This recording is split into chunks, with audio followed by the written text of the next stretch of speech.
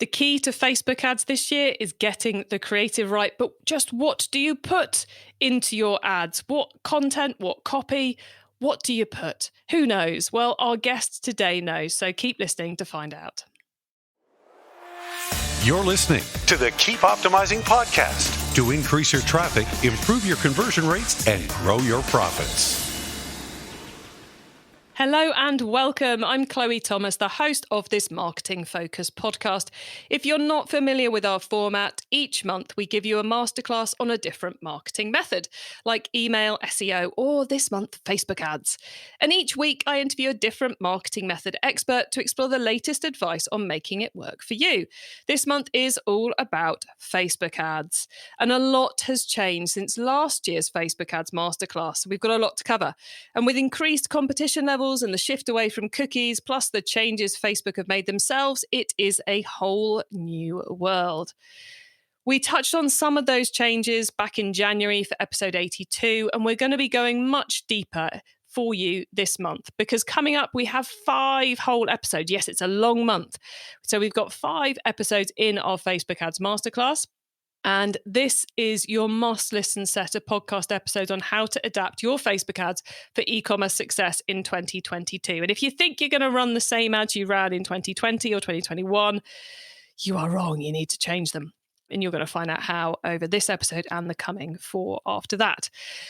One of the big changes that we've seen is that success is now far more about your creative, that's the copy, the imagery, the videos, than it is about your targeting strategy. So it's far more about what you put in your ads than it is who you put the ads in front of, which is a big shift in Facebook ad land. So in today's episode, we're getting into what your creative should be. What should it say? Which basically means we're getting into why it's essential to understand the consumer's why. We're just about to meet today's guest and get deep into all of that. But before we do, we're going to check out the sponsors. And one last thing to tell you before we hear the sponsors and then meet our guest is you should really stick around to the very end of this episode because our guest is sharing an amazing free download with you, which is going to make doing everything he's recommending unbelievably easy. Anyway, let's hear the sponsors.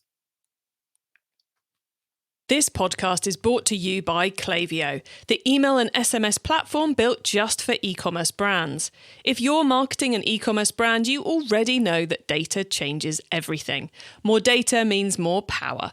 And if your email or SMS tools can't handle all that data, they're probably holding you back. That's where Clavio comes in. Its top-notch personalization and segmentation help you send the right message at the right time, guided by unlimited real-time data from your online store and tech stack.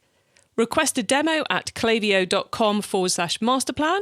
That's KLAVIYO.com/masterplan.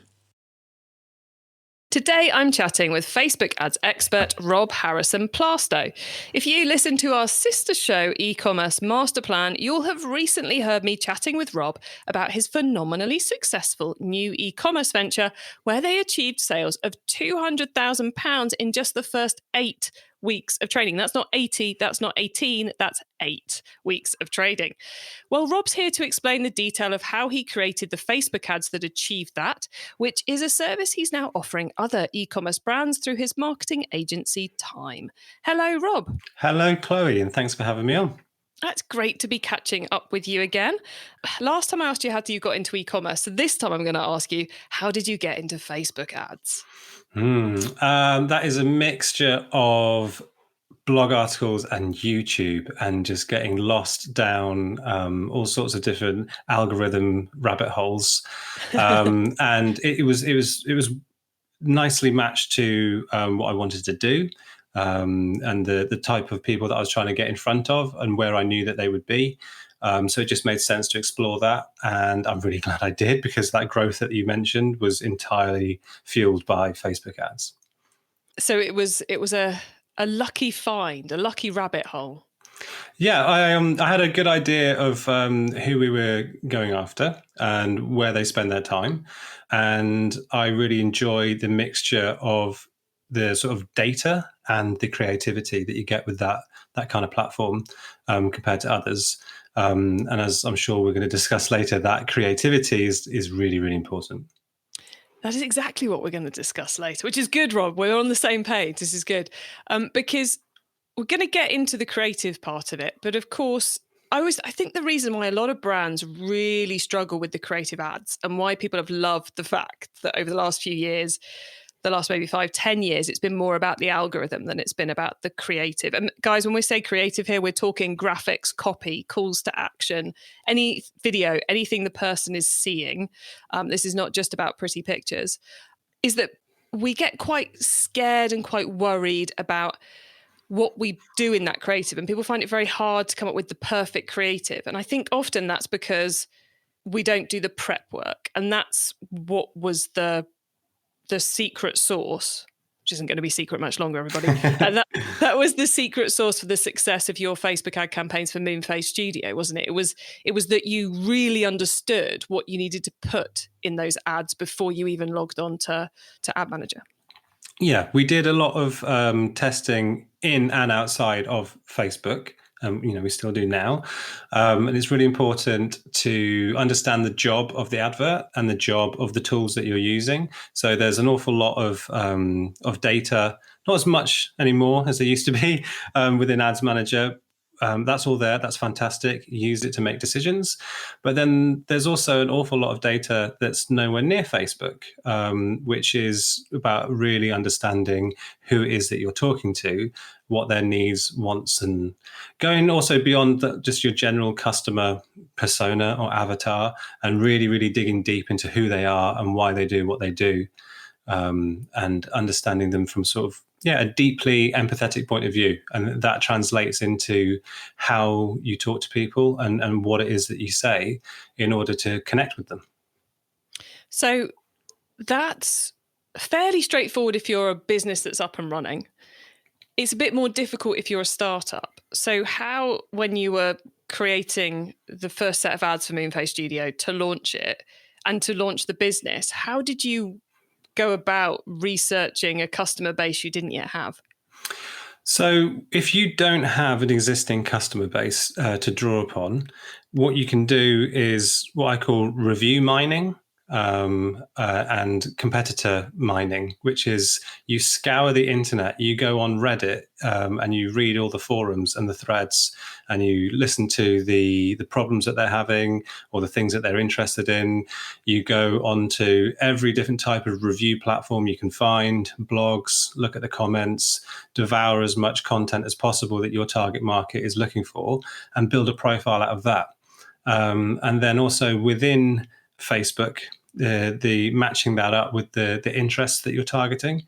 And then in terms of the actual doing of it inside Ads Manager, we can talk a bit more about that later, but making sure that you're keeping the variables nice and clean, single interest targeting, testing only one variable at a time, and so on, and trying to get this alignment all the way through your process, from coming up with your creative from that empathetic point of view and understanding who they are, and then testing lots of different versions of copy and graphics and videos, letting Facebook do what it's really good at, which is allowing you to test all those different things and find what's working and double down on it, and cut out what's not working and grow what is. So if you're coming at it from day one and you don't have those customers, that you've still got the tools, and there's still loads of information out there that you can get your hands on to paint that picture more vividly.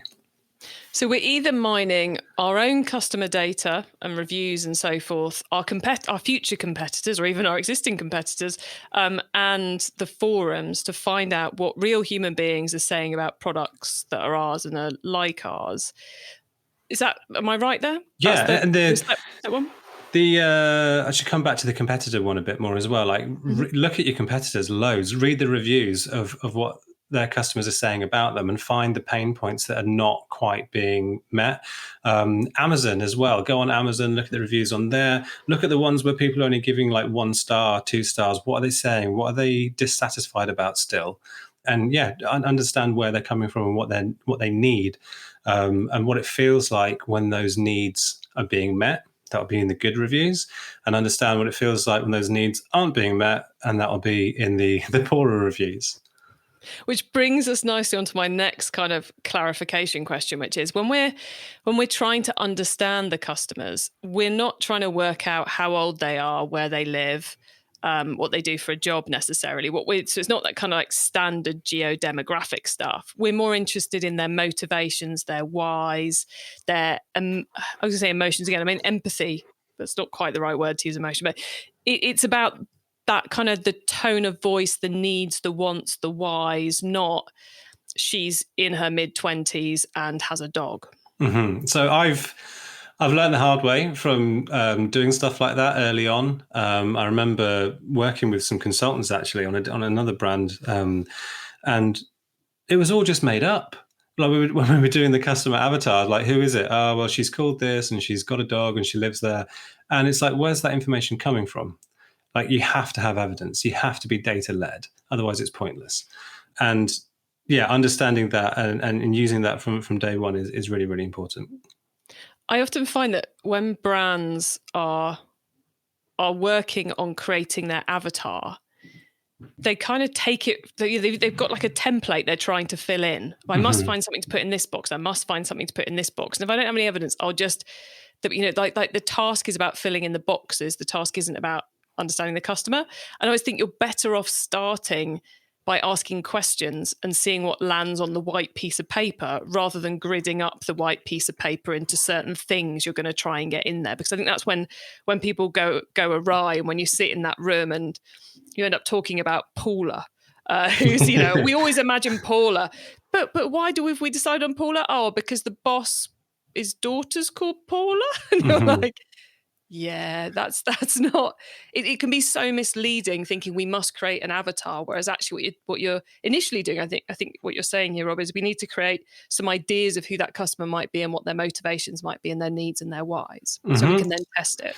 Yeah, and then test it. And I mean, even if you've only got a couple of customers, interview them. Like the information that you're going to get from an interview is just so rich and detailed, and you'll get enough information from like 7 or 8 interviews as you would from like hundreds of survey responses. Like do both depending on what you've got. But the reason that it's so rich and so useful is that you can identify what barriers are there and what drivers are there. And if you can understand those two things, you can use that in your copy, in your design. You can use that in the look and feel of your website to move people from being blocked into a driver. So it's all about motivation. Quite often what we're really doing is we're not selling a product, we're selling a transformation from that before and after state. We're selling that transformation from the barriers and the obstacles and the pain point that they're in to what it feels like afterwards, and finding that motivation and driving people through that emotional transformation is really what's behind a lot of key decision making. It's not all super rational. It's felt, and it's as simple and as complicated as that. Yeah, it does sound so beautifully simple, but yeah, it's so complicated. So we're kind of looking to get to the point where we've got the information to create a number of different options of something along the lines of, and this is an awful example, everyone, but my head has gone to TV shopping commercials. So it's the kind of like when you're going, got no time to exercise, can't afford the gym, buy our treadmill and put it under your desk at work and you'll suddenly be 20 stone lighter. That's... Without lying, we're looking to get those kind of understanding of our customers so we can get that through to them. Yeah, so what you're mentioning there, like it's quite often called the PAS, the PAS, right? The problem, agitation, solution framework that's so useful in copy. So if you understand somebody's pain point, you lead with that, you hook them with the pain that they're experiencing, you push on it, agitate it, get them to feel it a bit more, and then you offer them a solution. Your solution. And then in all of this, what we're doing is we're solving problems for people. And that's a lot of what's behind it. Yeah. Although I wouldn't say it necessarily has to always feel or look like those treadmill commercials under a table.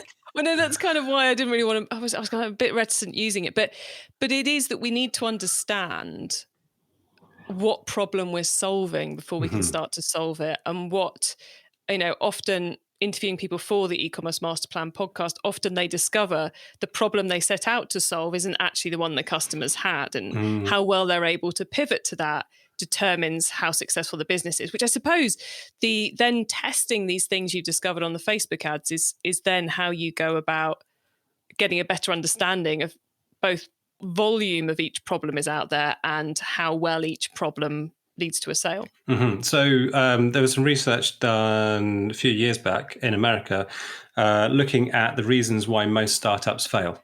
And by a long margin, the top reason why they fail is lack of product market fit, which is exactly what this is. This is what we're talking about. People run around with a solution that solves nobody's problems. So it's about understanding that relationship between you and your prospect, their pain, their problem, your solution. And I think it's actually more useful to look at market product fit than the other way around.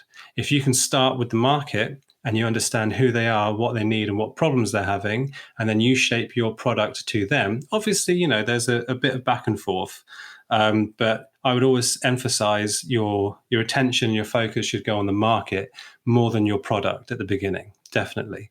Because if you get the market and you understand them and you're developing a product for them, so there's a brand that we're working with at the moment called Soma, and this is exactly what they've done. They started out as one thing, and then they've pivoted into something other as they've learned who their real customers are.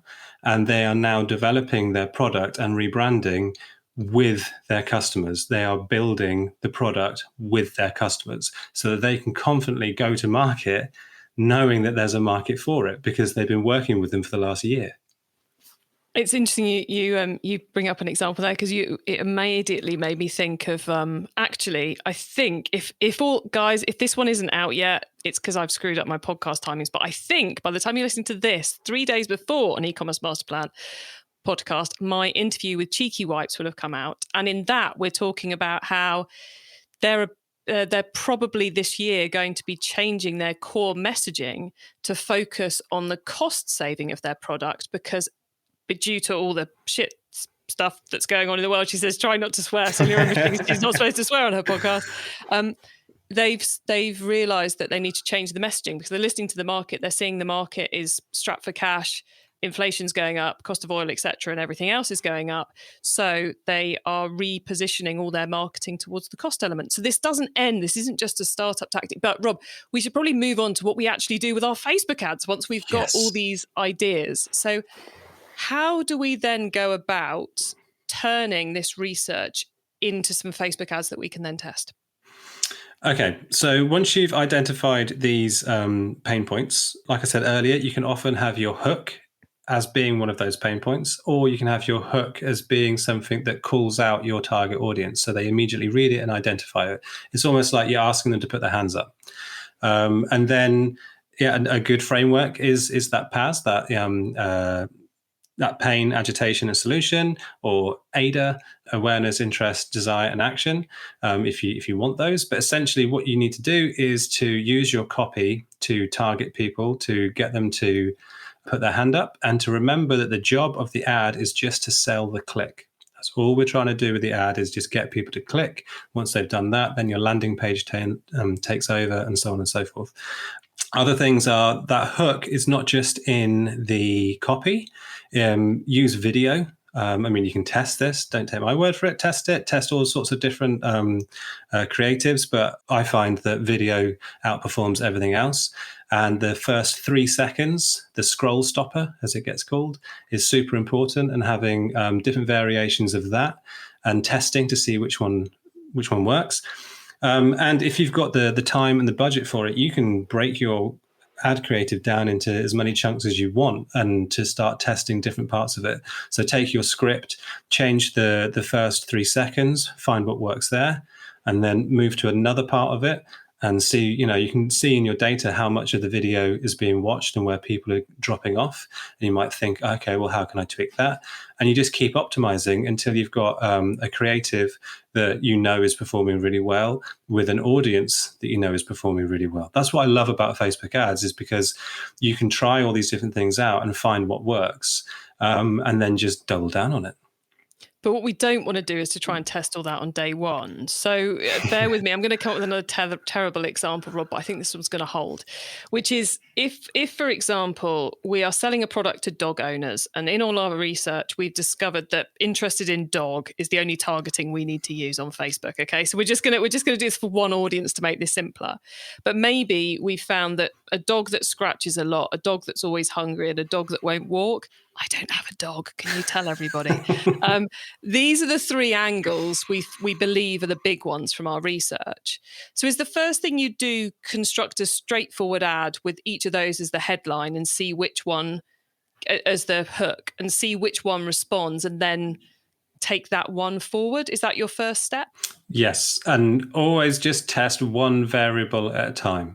Keep it nice and clean, keep it nice and simple, work your way through those variables. Otherwise, you're not going to know what's worked or you know why it's worked and so on. So yeah, just be really methodical about it, be really patient. Don't try to do it all at once. I'd also say any new campaign, especially if you don't have enough data on your pixel for like lookalike audiences or things like that, I'd say you need to budget for at least like £1,000 just as testing.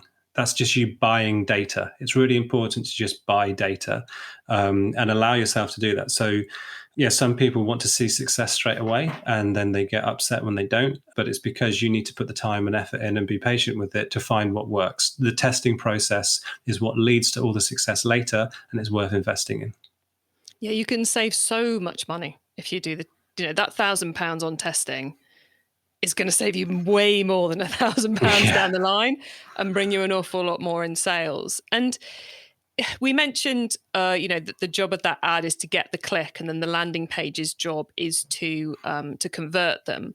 At the early stage of this process, we're just going to make sure our landing page doesn't counteract our hooks.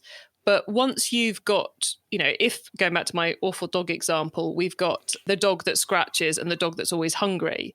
Would you go as far as to create two separate product pages, even if it's the same product, one that talks about a hungry dog and one that emphasizes the scratchy dog? Yes. So this is what I call matching the message.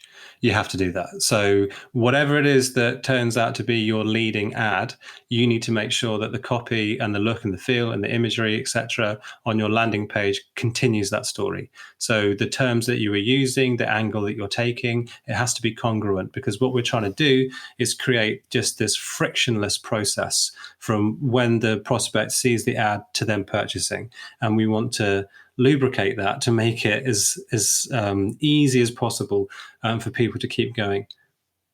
Excellent. Well, Rob, we're going to pause in a second for the sponsors and then go into the insider tips bit. Before we do that, though, is there any other key piece of info people need to set themselves on the right path to success with all we've been discussing? I'd say do your research, keep learning, always keep learning. There's so much information online. There's so many great forums and subreddits on all these different things and YouTube videos. There's just so much out there to just listen to what other people are doing, ask them questions, find out what's working, and just keep learning and keep trying things out. Love it. Well, look, everyone, we are now going to pause for a reminder of our sponsors, and then we're going to talk about the whole wide world of Facebook ads. This podcast is brought to you by Clavio, the email and SMS platform built just for e-commerce brands. If you're marketing an e-commerce brand, you already know that data changes everything.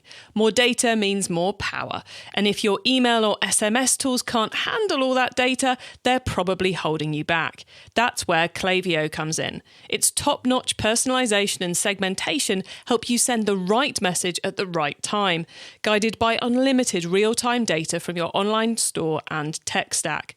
Request a demo at clavio.com/masterplan. That's KLAVIYO.com/masterplan. Okay, Rob, we've gone deep into why it's essential to understand the consumer's why. Now you get to wow us with your insider knowledge about the whole of Facebook ads. So for the following questions, your answer can be anything to do with Facebook ads, which does, of course, include why it's essential to understand the consumer's why. Rob, you ready for these? Yes. Excellent. Let's start with newbie advice. If we've inspired someone to take their first step, what do they need to know to give themselves the best chance of success? Okay, so this one sounds a little dry, but it's super important because Facebook are incredibly fickle.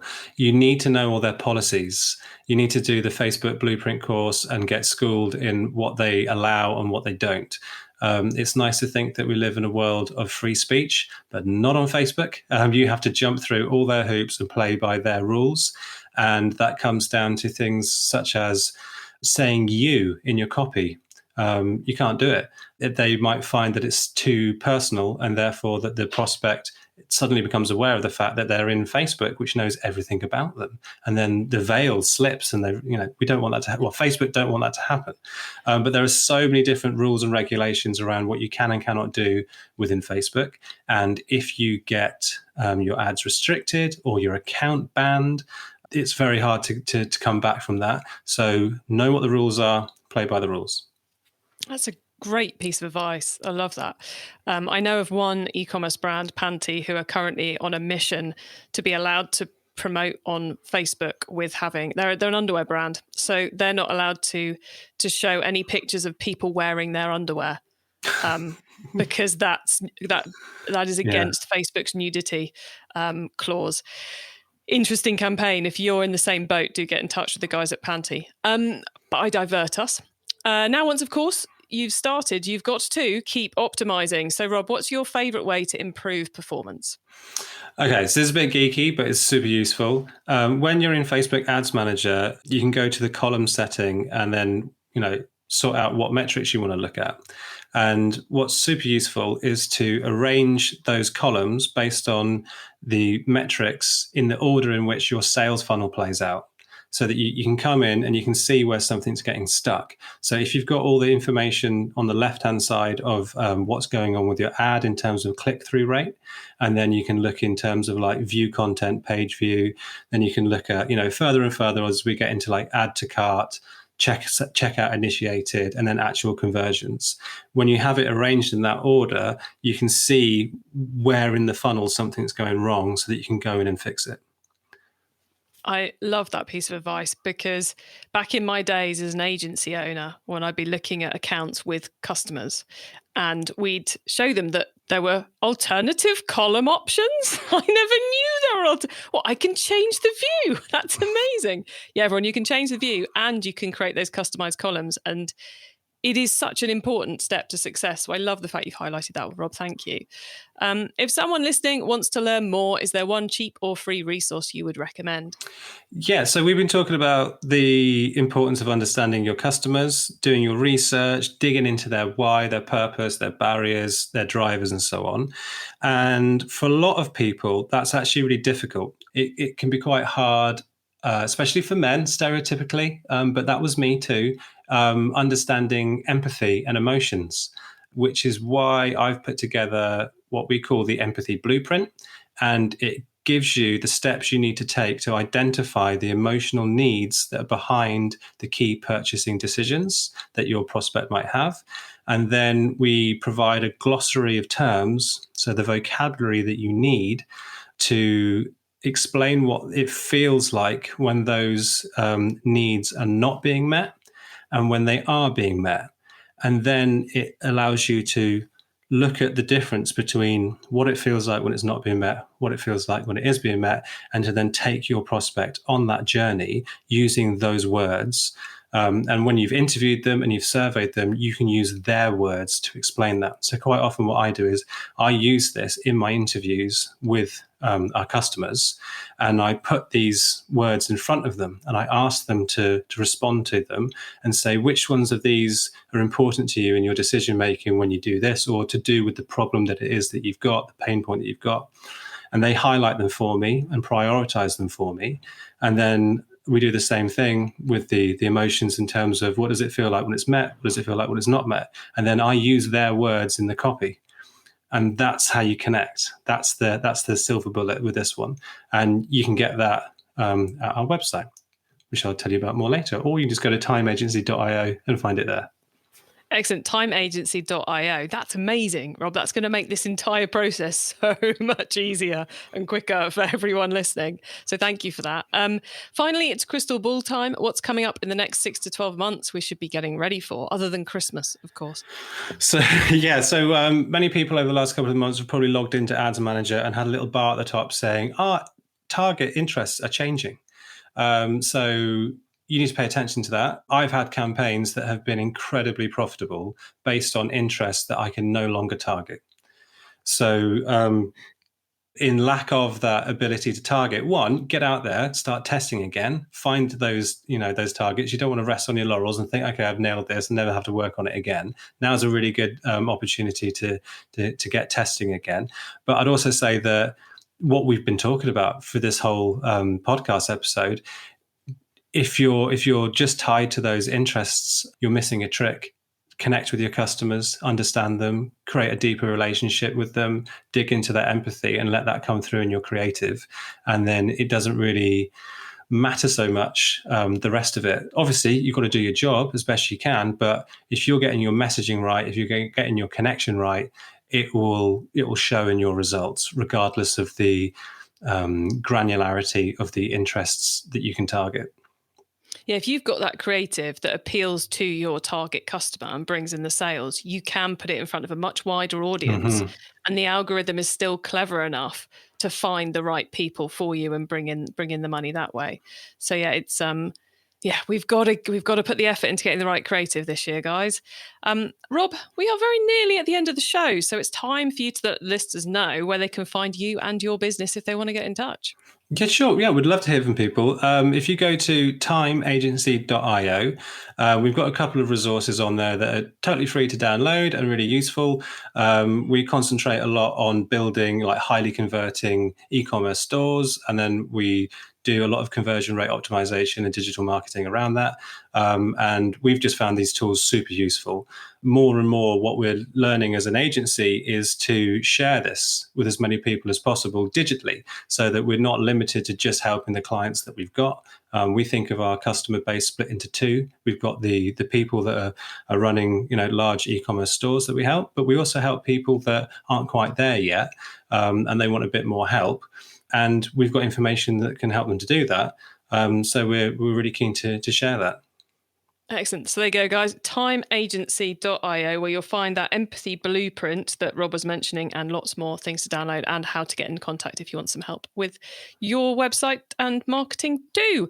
Rob, thank you so much for being on the Keep Optimizing podcast. It's been great catching up with you again, and best of luck with everything you're up to. Thank you very much. Absolute pleasure.